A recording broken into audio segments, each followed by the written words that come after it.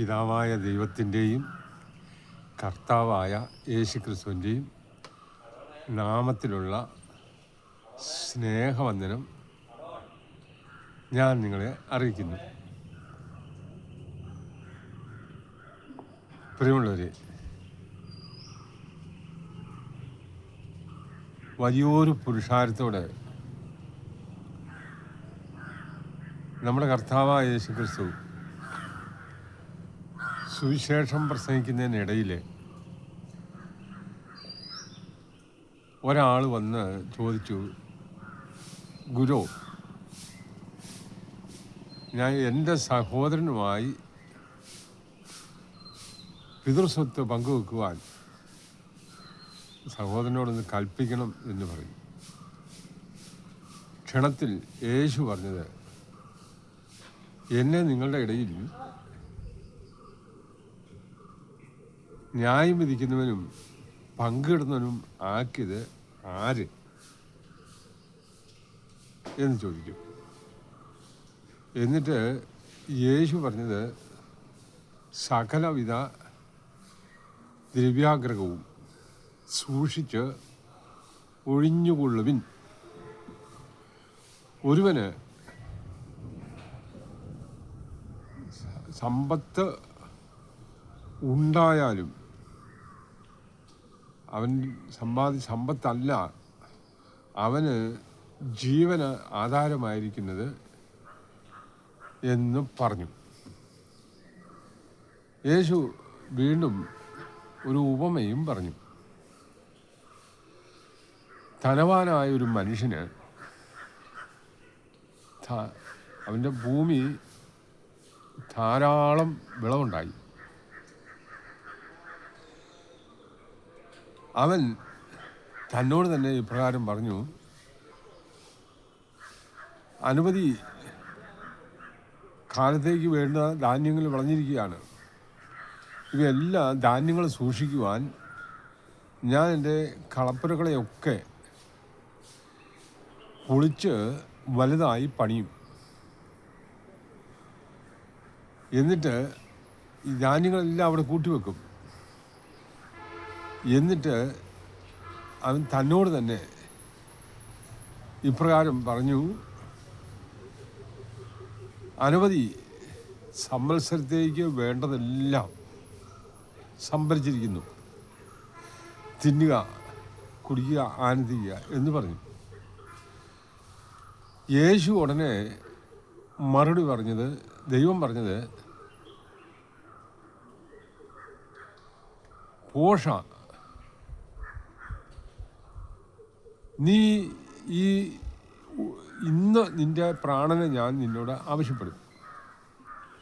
അപ്പോൾ നീ ഈ ഒരുക്കി വെച്ചതൊക്കെ ആരുടേതാകും എന്ന് ചോദിക്കും. ദൈവവിഷയമായി സമ്പന്നനാകാതെ ഭൗതികമായ വിഷയത്തിൽ സമ്പന്നനാകുന്ന ഏതൊരു മനുഷ്യൻ്റെയും ഗതി ഇങ്ങനെ തന്നെ എന്ന് യേശു പറഞ്ഞു. ഇവിടെ യേശു പറഞ്ഞ ഒരു കാര്യം പ്രത്യേകം ശ്രദ്ധിക്കുക. ഭൗതികമായ വിഷയത്തിൽ സമ്പന്നനാകുകയും അതിലാണ് താല്പര്യം ഒരു മനുഷ്യനെങ്കിൽ അവൻ ഒരിക്കലും ദൈവവിഷയത്തിൽ സമ്പന്നനാകാനായിട്ട് പറ്റുകയില്ല. ഒരേ സമയം ഭൗതിക വിഷയത്തിൽ സമ്പന്നനാകുക, അതേസമയം ദൈവവിഷയത്തിൽ സമ്പന്നനാകുവാൻ ഒരിക്കലും സാധ്യമല്ല എന്ന് വളരെ വ്യക്തമായി പറയുന്നുണ്ട്. ലോകവിഷയത്തിൽ സമ്പന്നനായി ജീവിക്കാൻ ആഗ്രഹമുള്ള മനുഷ്യൻ അതിനു വേണ്ടിയിട്ട് മാത്രം ശ്രദ്ധ കേന്ദ്രീകരിച്ച് ജീവിക്കും. അവനെക്കുറിച്ച് ദൈവത്തിൻ്റെ വചനം പറയുന്നത് ഭോഷനായ മനുഷ്യൻ എന്നാണ്. ഇന്ന് ചില ആളുകളെല്ലാം ഒത്തിരി വ്യാജ സുവിശേഷങ്ങളും പ്രചരിക്കുന്നുണ്ട്. അതിൻ്റെ കാരണം ഇതാണ്, യേശുവിൽ ആശ്രയിച്ച് കഴിഞ്ഞാൽ, യേശുവിനെ വിളിച്ച് അപേക്ഷിച്ച് കഴിഞ്ഞാൽ നിങ്ങൾക്ക് സമ്പത്തുണ്ടാകും, ജോലി കിട്ടും, വിദേശങ്ങളിൽ പോകാനായിട്ടുള്ള സാഹചര്യങ്ങൾ തെളിഞ്ഞു വരും, ഉയർന്ന ശമ്പളത്തോടെ ജോലി ലഭിക്കും, നല്ല മാർക്ക് മേടിച്ച് ജയിക്കും. അങ്ങനെ ഭൗതികമായി ഒരു മനുഷ്യൻ്റെ ഉള്ളിൽ ജനിക്കുന്ന അവൻ്റെ ആശകളെയെല്ലാം തൃപ്തിപ്പെടുത്താനായിട്ട് കഴിയുന്ന ഒരു സങ്കേത സ്ഥലമായിട്ടാണ് ക്രിസ്തുവിനെ അവതരിപ്പിക്കുന്നത്. യേശു പറഞ്ഞത് സകലവിധ ദ്രവ്യാഗ്രഹവും സൂക്ഷിച്ച് ഒഴിഞ്ഞുകൊള്ളുവിൻ എന്ന് പറയുമ്പോൾ ഇന്ന് ചിലരെല്ലാം പറയുന്നത് ഈ വഴി കൂടെ ഞങ്ങൾ വന്നതുകൊണ്ടാണ് ഞങ്ങൾ സമ്പന്നരായത് എന്ന്. അതുകൊണ്ട് നിങ്ങളും ഈ വഴിയിലൂടെ വന്നാൽ സമ്പന്നനാകാൻ കഴിയുമെന്ന വ്യാജ ഉപദേശം ക്രിസ്തുവിൻ്റെ ഉപദേശം അല്ല എന്ന് തിരുവചനം വളരെ വ്യക്തമായി നമ്മെ പഠിപ്പിക്കുന്നു. കൊരിന്ത്യർക്ക് എഴുതിയ ലേഖനം 1-ാം ലേഖനം 15-ാം അധ്യായത്തിൻ്റെ 19-ാം വാക്യം പറയുന്നത് ഈ ലോകത്തിലെ ആവശ്യങ്ങൾക്ക് വേണ്ടി ഈ ആവശ്യം മാത്രം ശ്രദ്ധ കേന്ദ്രീകരിച്ചുകൊണ്ട് നിങ്ങൾ ക്രിസ്തുവിൽ ആശ്രയം വെക്കുന്നുവെങ്കിൽ നിങ്ങൾ മറ്റെല്ലാ മനുഷ്യരെക്കാൾ അധമന്മാരാണ് എന്ന് ദൈവവചനം പറയുകയാണ്. പ്രിയമുള്ളവരെ, ഈ ലോകത്തിൻ്റെ സമ്പത്തിന് വേണ്ടി ശ്രദ്ധ കേന്ദ്രീകരിച്ചുകൊണ്ട് മുന്നോട്ട് പോകുന്ന ഏതൊരു മനുഷ്യനെക്കുറിച്ചും നമുക്ക് ജീവിക്കാൻ ആവശ്യമായതൊക്കെ ദൈവം തരും. ദൈവത്തെ അനുസരിച്ച് ജീവിക്കണം. സകല കാര്യത്തിലും ദൈവത്തെ അനുസരിച്ച് ജീവിക്കാതെ ദൈവത്തെ സ്നേഹിച്ചും അവിടുത്തെ കൽപ്പന പ്രമാണിച്ച് ജീവിക്കുന്നതിന് പകരം ഭൗതിക സമ്പത്തിൽ ശ്രദ്ധ കേന്ദ്രീകരിച്ച് ജീവിച്ചിട്ട് ഇതാണ് അനുഗ്രഹം എന്ന് വിളിച്ചു പോകുന്ന ആ പ്രവണതയുണ്ടല്ലോ, ഇതല്ല ശരി. ദൈവത്തിൻ്റെ അനുഗ്രഹം, ഭൗതിക സമ്പത്തുണ്ടാകുന്നത് ദൈവത്തിൻ്റെ അനുഗ്രഹമേ അല്ല.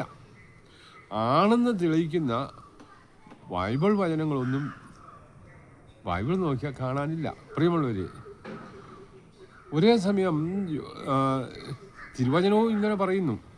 മത്തായിയുടെ സുവിശേഷം 6-ാം അധ്യായത്തിൻ്റെ 24-ാം വാക്യം പറയുന്നത് ഒരേ സമയം 2 യജമാനന്മാരെ സേവിക്കാൻ ആർക്കും സാധിക്കില്ല.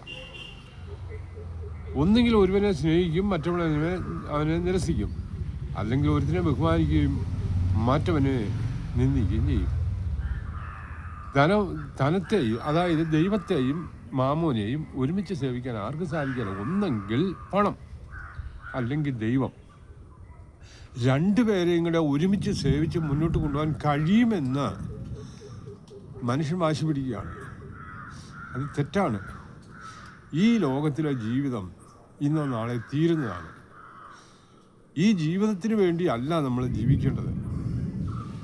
ഇവിടെ ദൈവത്തെ അനുസരിച്ച് ജീവിക്കുന്നവർക്ക് ദൈവം ആവശ്യമായതൊക്കെ തരും എന്നത് ശരിയാണ്. എന്നാൽ നമ്മുടെ ജീവിതത്തിൻ്റെ ലക്ഷ്യം അതല്ല, ദൈവരാജ്യമാണ്. കർത്താവിൻ്റെ വചനം അനുസരിച്ച് യേശു കർത്താവിനെ പിൻപറ്റി സ്വർഗപിതാവിൻ്റെ അടുക്കൽ ദൈവപുത്രന്മാരായി ജീവിക്കാൻ വേണ്ടി നമ്മൾ ഒരുക്കുവാനായിട്ട് വന്ന കർത്താവിനെ പിൻപറ്റുക, ദൈവവചനം അനുസരിക്കുക, ദൈവവചനത്തിൽ എഴുതിയിരിക്കുന്ന കാര്യങ്ങൾ നമ്മൾ ഗ്രഹിക്കാൻ തക്കവിധം ഒരുക്കമുള്ള ഹൃദയത്തോടെയായിരിക്കുക. ബൈബിൾ വായിച്ചിട്ടുണ്ടെന്ന് പറഞ്ഞാലും അതിലെഴുതിയിരിക്കുന്ന കാര്യങ്ങൾ സത്യമായും ഗ്രഹിക്കുവാനുള്ള ഒരാഗ്രഹം ജനിക്കണം പ്രിയരെ. അതിനായി ആഗ്രഹിക്കുകയും പ്രാർത്ഥിക്കുകയും ചെയ്യുക. ദൈവം നമ്മെ ധാരാളമായി അനുഗ്രഹിക്കട്ടെ.